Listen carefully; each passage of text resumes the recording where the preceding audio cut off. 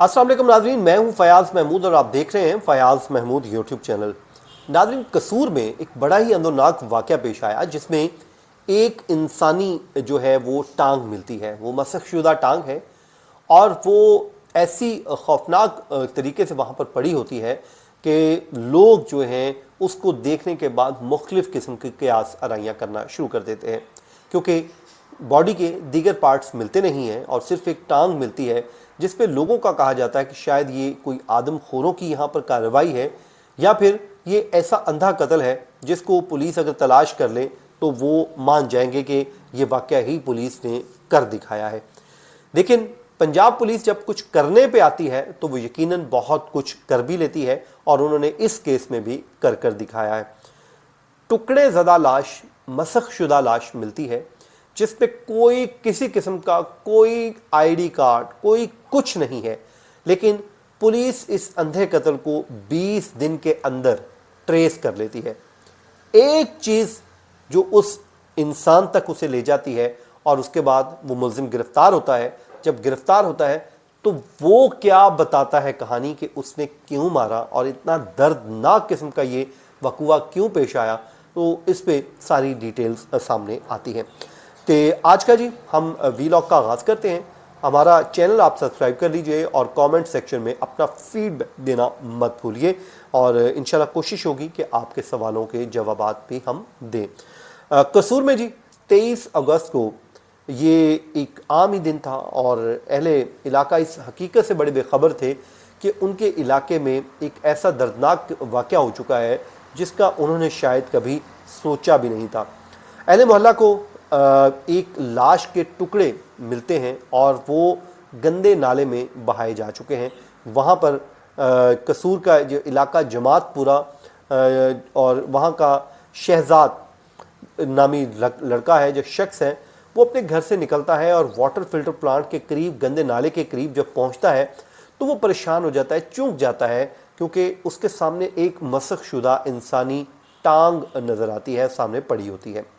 वो फौरी तौर पे शहजाद 15 पर पुलिस को इत्तला देता है और पुलिस वहाँ पर भारी नफरी के साथ वहाँ पर पहुँच जाती है और ये ख़बर पूरे इलाके में, जंगल में आग की तरह फैल जाती है और लोग भी इलाके के वहाँ पर, जो आम तौर पे होता है, वो इकट्ठे हो जाते हैं। अब पुलिस के मुताबिक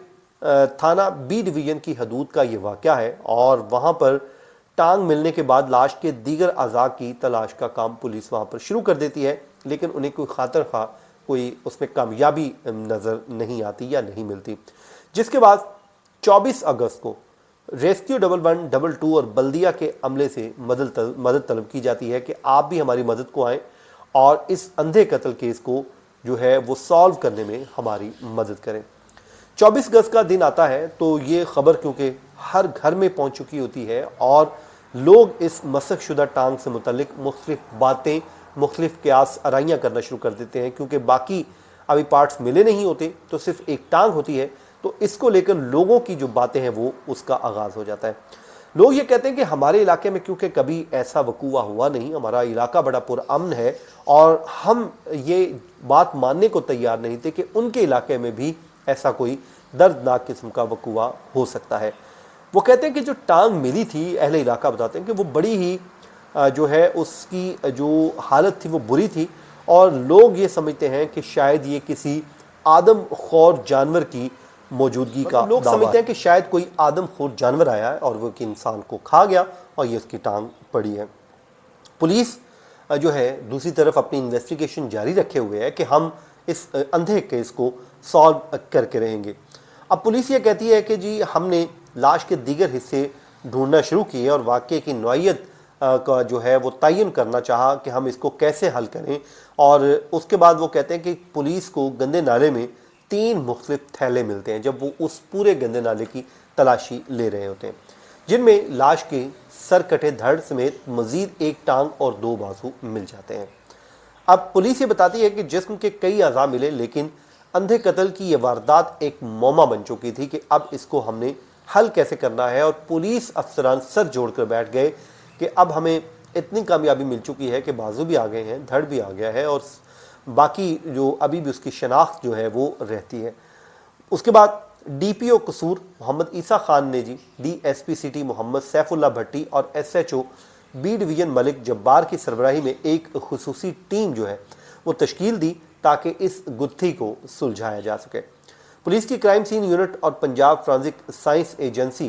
की टीम को जायवारदात से मिलने वाले तमाम शवाहिद फराहम कर दिए जाते हैं और उनसे कहा जाता है कि जी इन पर लाश के फिंगरप्रिंट्स लिए जाए और डीएनए के नमूने भी जमा किए जाते हैं।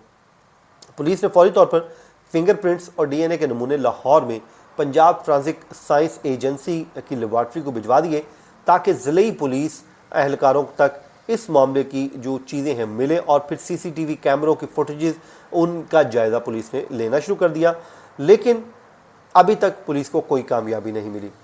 अचानक से वारदात की गुत्थियां सुलझना उस वक्त शुरू होती हैं जब चीज़ें जो हैं वो अब एविडेंस फोरेंसिक लैब में पहुंच चुका है, वो कैमरों से फुटेजेस से वो तमाम तर चीज़ें भी ढूंढ रहे हैं, लेकिन अभी तक वो ये समझते हैं कि जो कातिल है वो इतना पेशावर लगता था कि उसने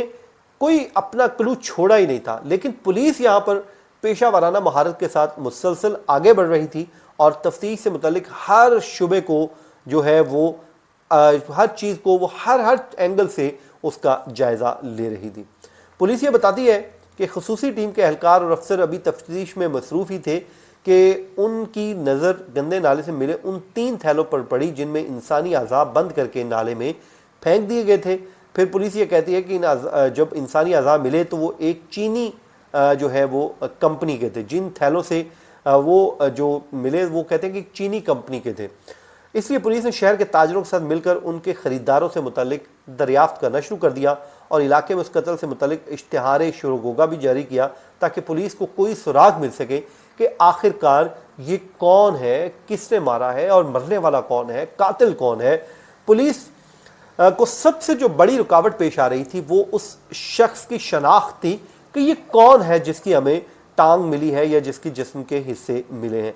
इसी वजह से पुलिस को अब जो है तफ्तीश का दायरा कार बढ़ाने में मुश्किलात भी पेश आ रही थी कि हम कैसे उस कत्ल तक पहुँचें या कातिल तक पहुँचें कि किस में हुआ है। फिर पुलिस ने वही अपना एक रवायती तरीका अपनाया कि जो आसपास के इलाके हैं लाहौर, कसूर, उकाड़ा, शेखुपुरा, ननकाना साहब, वहाँ के थानों से रब्ता किया कि किसी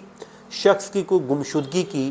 कोई ऐसी रपट आई हो, कोई रिपोर्ट आई हो तो वो भी आप हमें फराहम करें ताकि हम लोगों से मुद्दइयों से रब्ता किया, उनसे पूछा कि भाई आपका कोई बंदा लापता तो नहीं है, कोई गायब तो नहीं है।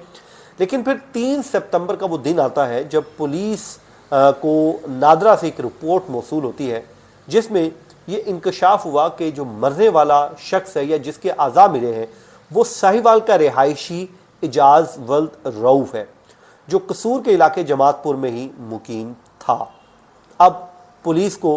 पहली कामयाबी मिल चुकी है, फिंगरप्रिंट्स के ज़रिए उसका नाम मालूम हो चुका है। अब पुलिस ने उसका मोबाइल नंबर्स का डाटा निकाल लिया कि इसके नाम पर कौन कौन से मोबाइल हैं। अब नादरा के रिकॉर्ड से कई चीज़ें जो हैं वाज़ेह हुई। उसके नाम पर रजिस्टर्ड सिमों का रिकॉर्ड आ गया और उसके बाद मकतूल के नाम पर रजिस्टर्ड सिम का कॉल डिटेल रिकॉर्ड जब निकाला गया तो 20 मुश्तबा अफराद को पुलिस ने शामिल तफ्तीश कर लिया। अब पुलिस ने इस दौरान असल मुलज़म को भी हिरासत में ले लिया जिसका नाम इमरान उर्फ सैफुल्ला बताया जाता है।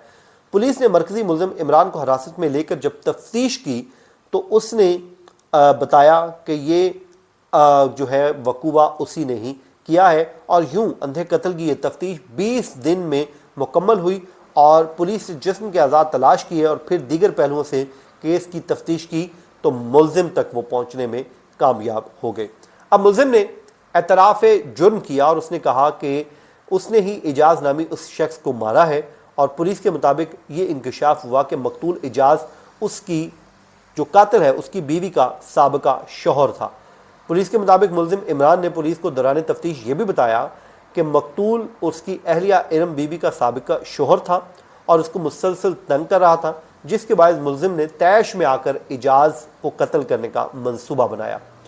अब वो बताते हैं कि मुलज़िम ने पुलिस को बताया कि 20 अगस्त की रात मकतूल इजाज़ अपने घर में ही सो रहा था। उसने वहाँ जाकर उसका गला दबाकर कत्ल किया और उसके बाद फिर उसके टोके के साथ टुकड़े किए और फिर उसकी लाश को मंसूबाबंदी के साथ जो है वो टिकाने लगा दिया और गंदे नाले में फेंक दिया और वो फरार हो गया।